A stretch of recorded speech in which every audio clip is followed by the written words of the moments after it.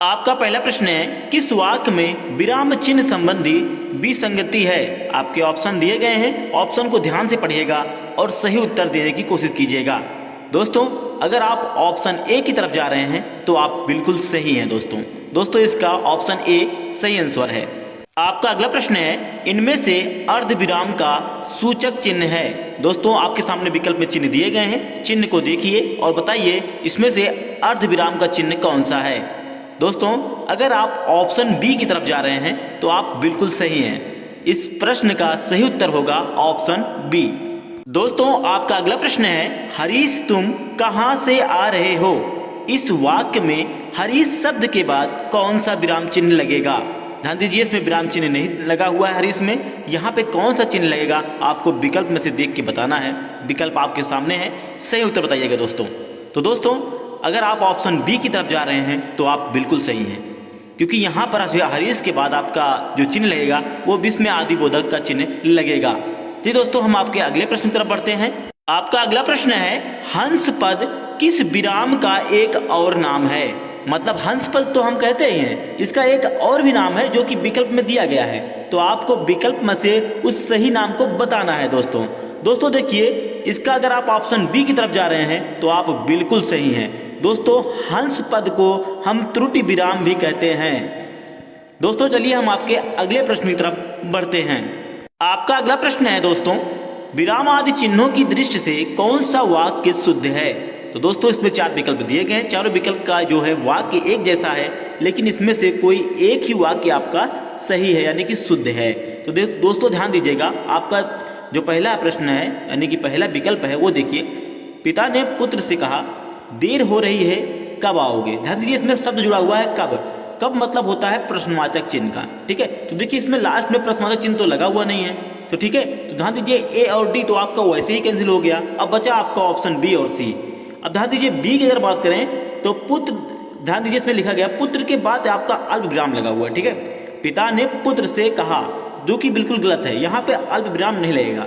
अगर बात करें ऑप्शन सी की तो ऑप्शन सी बिल्कुल परफेक्ट बैठ रहा है, इस वाक्य को बिल्कुल शुद्ध कर रहा है। ठीक है, तो आपका ऑप्शन सी सही हो जाएगा।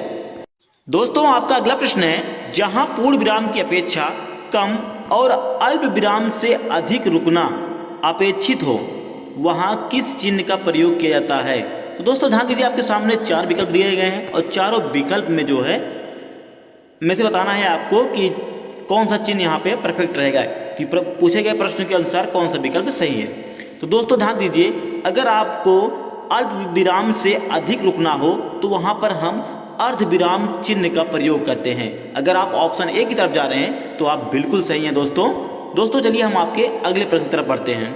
दोस्तों आपका अगला प्रश्न है, हर्ष, शोक, घृणा, आश्चर्य जैसे भावनाओं को व्यक्त करने के लिए किस चिन्ह का प्रयोग किया जाता है।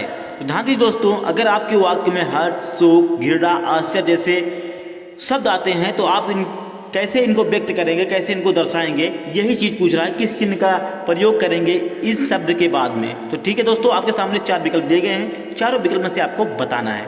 तो दोस्तों हम आपको बता दें, अगर आप ऑप्शन सी की तरफ जा रहे हैं तो आप बिल्कुल सही हैं। इस हर्ष के बाद हम विस्मय आदि बोधक चिन्ह का प्रयोग करते हैं। दोस्तों चलिए हम आपके अगले प्रश्न पर चलते हैं। दोस्तों आपका अगला प्रश्न है, मोहन आज घूमने जाएगा।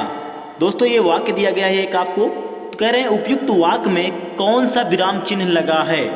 बता रहे इसमें कौन सा चिन्ह लगा है वो आपको बताना है। विकल्प आपके सामने है, विकल्प में से सही उत्तर बता दिए दोस्तों अगर आप ध्यान देंगे तो जाया के बाद आपको पूर्ण विराम लगा हुआ दिख रहा है। ठीक है दोस्तों, तो अगर आप दोस्तों ऑप्शन बी की तरफ जा रहे हैं तो आप बिल्कुल सही हैं दोस्तों, इसका सही उत्तर हो जाएगा ऑप्शन बी। दोस्तों आपका अगला प्रश्न है, निम्न में से अल्प विराम का चिन्ह है। दोस्तों ध्यान दीजिए, आपके पास 4 विकल्प हैं, चारों विकल्प में 4 प्रकार के चिन्ह दिए गए हैं, जिनमें से एक चिन्ह आपका अल्प विराम है। दोस्तों इससे पहले के प्रश्न में आपने अभी देखा, हर्ष के बाद जो चिन्ह उपयोग किया गया था वही चिन्ह को हम अल्प विराम कहते हैं। अगर आप ध्यान दे रहे हैं तो आप ऑप्शन ए पे जा रहे हैं, बिल्कुल आप सही हैं, ऑप्शन ए अल्प विराम का चिन्ह है। दोस्तों आपका अगला प्रश्न है, आना जाना में अपेक्षित विराम चिन्ह है। ध्यान दीजिए, इसमें चिन्ह कोई नहीं लगाया गया, लेकिन बोल रहे हैं यहाँ पे कौन सा चिन्ह लगेगा। ये आपके विकल्प दिए गए हैं, विकल्प में से चारों विकल्प में से एक चिन्ह यहाँ पे लगेगा, तो कौन सा लगेगा दोस्तों वो आपको बताना है। तो दोस्तों अगर आप जा रहे हैं ऑप्शन ए पर तो आप बिल्कुल सही हैं। ध्यान दोस्तों आना जाना के बीच में हम योजक चिन्ह का प्रयोग करते हैं, जैसे भाई बहन के बीच में हम योजक चिन्ह का प्रयोग करते हैं, उसी तरह यहाँ पर भी हम योजक चिन्ह का प्रयोग करेंगे। तो दोस्तों आपको वीडियो कैसी लगी हमें कमेंट जरूर दिएगा। मिलते हैं अगले वीडियो में, धन्यवाद।